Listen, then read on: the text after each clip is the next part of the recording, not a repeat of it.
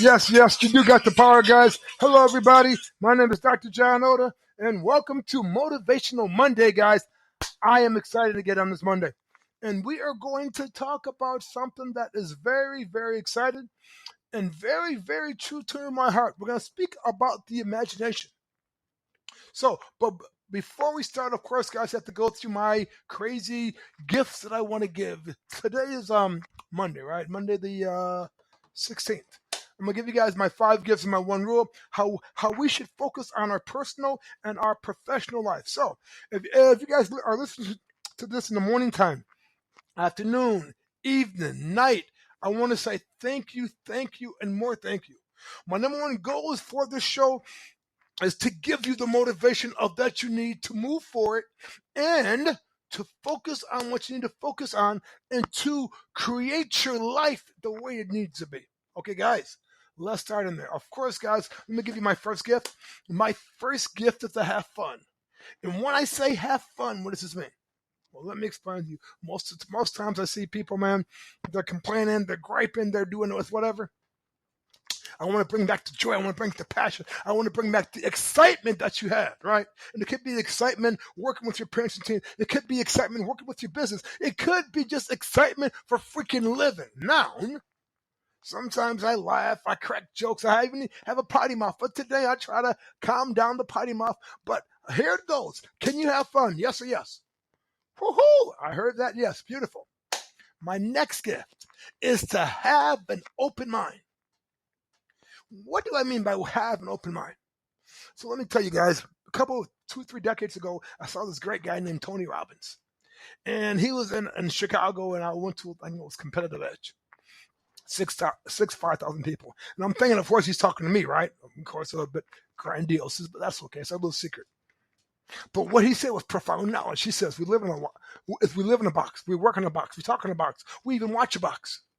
My outcome is to bring you outside of your box, outside your comfort zone, and show you how to improve your life now. But the only way I need to do that is you can get outside your comfort zone. Sometimes you might hear some stuff you don't like me. Maybe you could be a kinesthetic person, and this guy just talked too freaking much. If that's the case, listen to the content. The content's going to set you free. A lot of speakers, to me, is not the greatest, but the content I listen to. So maybe I'm not your same style of speaker that you want to actually listen to, and that's okay. What I do know, I'm not going to please everybody. And my crazy theory is, out of 100% of the people, 34% of the people is not going to like me no matter what I do. I can give them $1 million and say, I still don't like you, John. Great. 33% of the people is going to play double dutch. One day like me, one day they don't. One day they like me, one day they don't. 33% of the people is going to love me no matter what I do, right? So my outcome is I'm not here to please you, but I'm here to give you some content to totally change your life. Yes or yes? Beautiful. I have an open mind. My third gift is to play full out. Oof. What do I mean when I say play full out? So here it goes. I meet 3 types of people at all the time. I'm trying to figure out which one are you. I meet people who play their C game. They complain. They gripe. Oh my God, they're planting these negative seeds. And remember, whatever seed you plant will grow. So if they plant a seed called complaining or arguing or it's not enough or lack, guess what's going to happen to in their life? Those things are going to actually take place. Those people playing their C game. People playing their B game, they complain maybe 50, 60% of the time, but they're still not at the level, and their business is growing, their family is doing well, but it's not doing as well as it should be. And then I meet these people who play in their A game. Oh my God, these people are pumped up, they're excited, and they're making changes. They're getting these miracles. They're getting miracles from their higher power. They're getting miracles from their business, and everything they touch prosper and succeeds. Their kids are phenomenal. Their business is great. Here it goes. Problems will come at them, but they will change the problems to challenges and come up with a new way to actually accomplish it. Opposed to them focus on the stuff of that they cannot change, they focus on only the things of that they can, and they give the rest of the stuff to their higher power, whatever they call it. I'll call it God. They can call it Allah, Buddha, Jehovah, whatever, right? But these people are playing their A or an A+ game. Now let me explain to you. If you're playing your A game, your team's playing your B game. Your team could be your company, It could be your parents. It could be your teenagers. If you're playing your A+ game, everybody's playing their A game. If you're playing your C game, your household must be completely destructive, right? So in mental health, we have three types of household. Imagine 1, 3, and 6. We have the leadership. It should be the parents. If it's a business, it should be the business. It should be the CEO. At 3 o'clock, it's the friend, meaning that, well, they don't want to really bump any toes. They don't want to piss anybody off, but they want to be neutral. And then, of course, number 6 is the joker, meaning that it's everything's a freaking joke. They don't give a damn about you, and they're going to walk over you like you were a doormat. Now, in your household, as well as your business, are you the leader, the friend, or else the joker? Now, here's the biggest thing about it. If you are the friend and the joker, we can always get you back to the leader. It's going to take some time, but we can actually get it done, right? The same thing inside your business. I worked with companies for the last 25 years. I've been working with parents and teams for the last 34 years, right? And I see these 3 things. I see either the parents are they're going to be the friend, or else the joker, or the leader. Now, if the parents are the leader, 9 times out of 10, they don't need me. So my biggest thing about is I want you guys to play your A game, not just your A. I want you to play your A+ game. I want to have you leave everything on the floor. This is how you make change inside your life. You cannot make change in your life or create results playing your C game and playing your B game, because now you're not all in. Does that make sense? Yes or yes?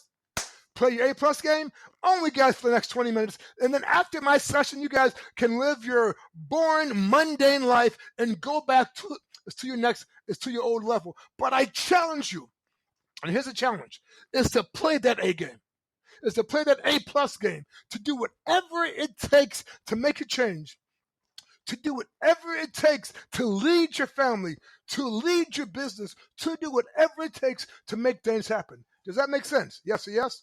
Beautiful. My next gift is to do it now. And if I say, John, that's pretty easy. Yes and no. One day I went to a time management program. I thought it was the most phenomenal things in the world, how to manage my time, my companies, everything that I do.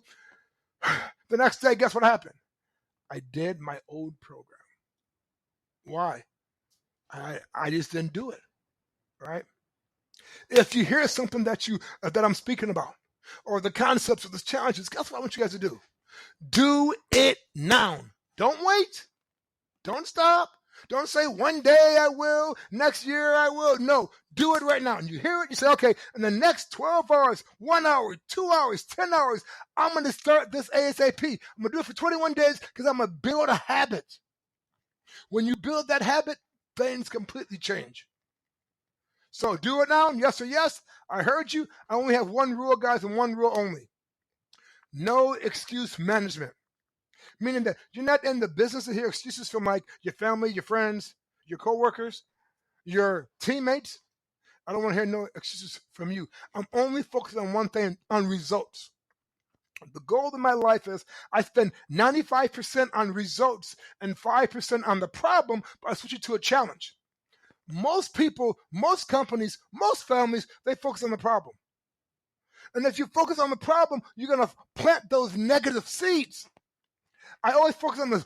I always ask myself, what seed am I planting today in my personal life and in my business? Because whatever seed I plant will grow.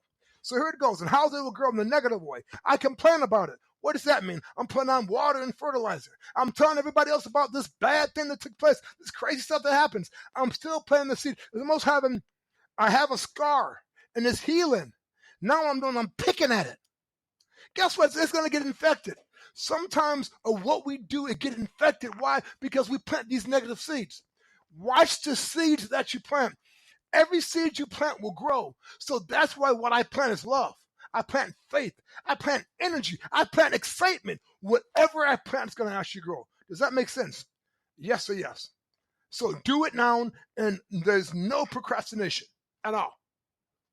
My last gift. Allow me to be your coach and your mentor. What's a coach? What's a mentor? Great question.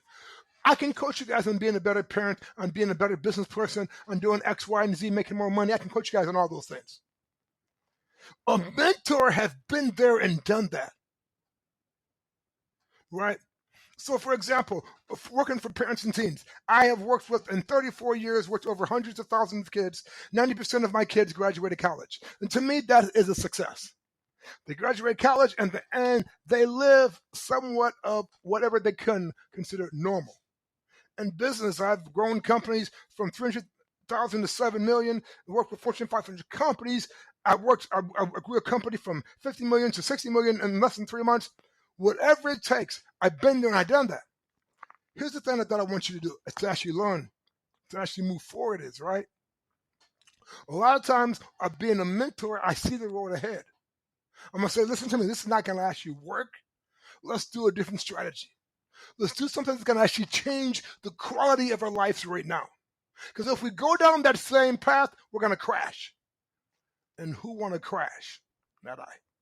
Here's the biggest thing about it, right? I would rather hit mental breakdown than physical. Mentally, I can make a change. Physically, I will lose everything.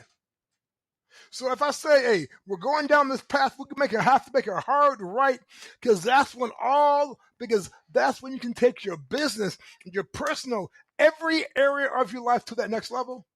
Let's go there. So let me explain to you, is my story. I come from a little city called Michigan City, Indiana. It's about 45 miles west of Chicago. I grew up in a family of 10 biological sisters and brothers. And if you ever want a brother and sister, let me know. I will rent them out to you guys. So anyway, I grew up 8 of 10. And growing up, I had a severe stuttering problem. I couldn't speak. It was terrible, to be truly honest with you, right? Remember in first grade, I went to a private school, and we went to private schools, right? It's a private Catholic school. And the nun said that she wanted to see my mom, and I said, no big deal. My mom was a midnight nurse, so I told mom, that she wants to see. I'm number 8 out of 7, so mama, she actually knew this nun a lot. So I went inside the room and I was playing some crazy games, trucks, and I remember like it was yesterday, right? And it was years ago, decades ago. Anyway, to make a long story short, when that took place, I said, do I need to leave? Because, growing up in a family of 10, kids are not supposed to be around grown folks. That's how we was raised, back in the day, right? Old school way. She says, no, you can stay. So I stayed. And she says, John's a good kid. And I started smiling. Yeah, I am. He's very likable. Yeah, that's me too. But then she says something that I don't think that he will. We believe that he's retarded because he stutter and he won't graduate 8th grade. And I swear, that was like being struck by lightning, because I felt the aftershock. And I said to myself, damn, God just cursed me. Why do I stutter and no one else do? So then she says, we believe that he should go to Garfield, which is a school right down the street for kids who are actually as retarded. My mom is a strong black woman that she is, and she says, if John leaves, they all leave. The nun thought about it. Well, we had people in the grade school as well as the high school, and of course I stayed. It was a stipulation. I just take speech therapy. And that was no bad. And Mr. Anderson was a nice guy, don't get me wrong. He says, I'm Mr. Anderson, I stutter. When you meet people, you need to say the exact same thing. I was embarrassed that I stuttered. And I couldn't say that. Because I don't hear people saying, hey, my name is John, I got cancer. Or my name is John, I got leukemia. I don't hear that, right? I didn't want to say that label. I didn't know why I didn't want to say it. Now, being in the mental health field for 34 years, I don't want to be defined as my label unless it's something positive, not something is negative. And when we have grown people give us negative labels, as a child, we actually live them out, which is a sad thing. That's why I'm happy that I had strong parents, because if I didn't have strong parents, I'd be in a group home right now. I wouldn't be here today changing the qualities of people's lives. So first and foremost, I thank God. Second thing, I thank God for being born in my parents' house that can help me out and that can guide me to where I need to be at. And who didn't take my excuses. And did I make some? I guess they didn't work for mom and dad, and that was okay. God rest their soul. So